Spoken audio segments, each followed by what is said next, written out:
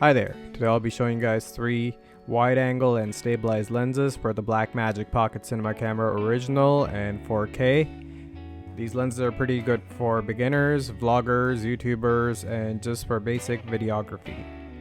Let's get started. The first lens is the Panasonic Lumix G12 to 32 f3.5 to 5.6.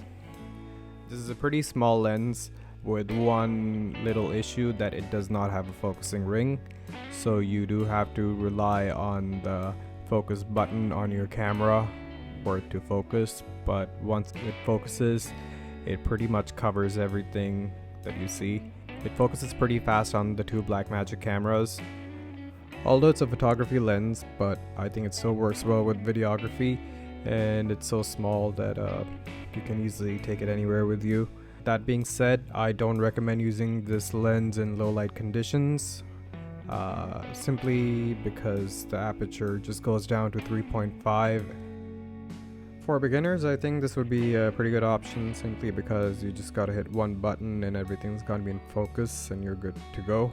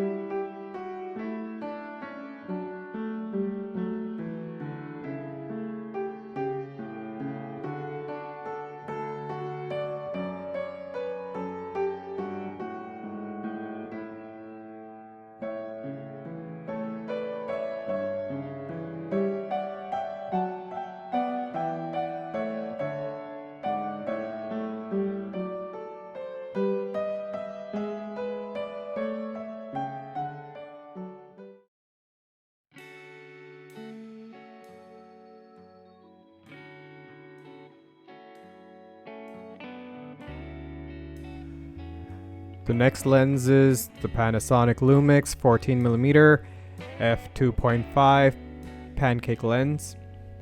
This specific lens is the first generation. There's a newer model. Out of the 3 lenses I'm showing you guys, this is the only one which is not stabilized, but there are ways to work around it. This is again a pretty good photography lens, also works really well with the videography. Pretty good for beginners, simply because here you also have the focusing ring. If you want, you can use the button or the focus ring to manually focus, so you can practice how to focus manually. This is the lens which they also had on the box of Blackmagic Pocket Cinema Camera Original when they were actually selling it. So it's a pretty good companion with the 2 cameras. This one's f2.5, so it does perform a little better in low light, but I still think it's not that good for the original pocket camera. With the 4K, you can increase the ISO and get better results.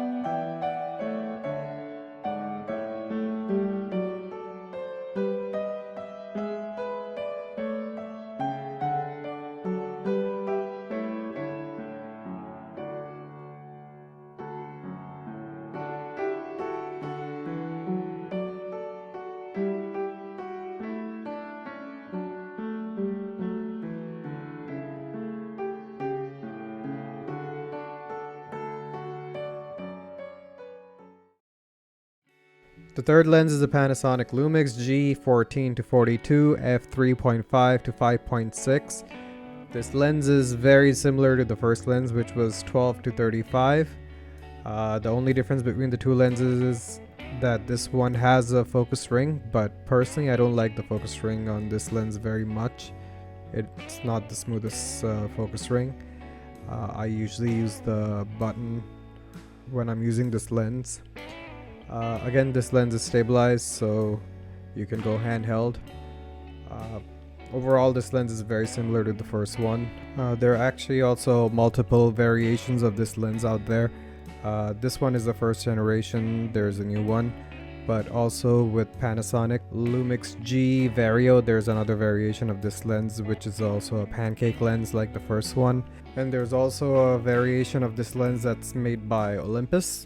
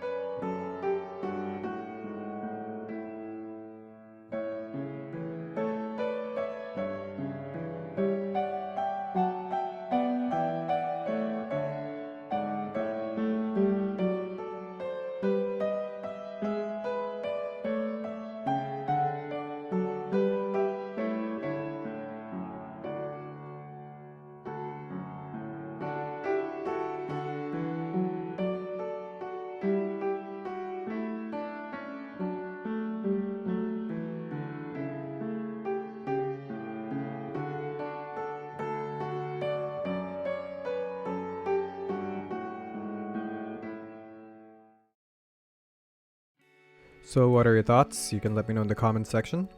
Before we go, I want to mention one more lens, which is the TTArtisan 7.5 f2.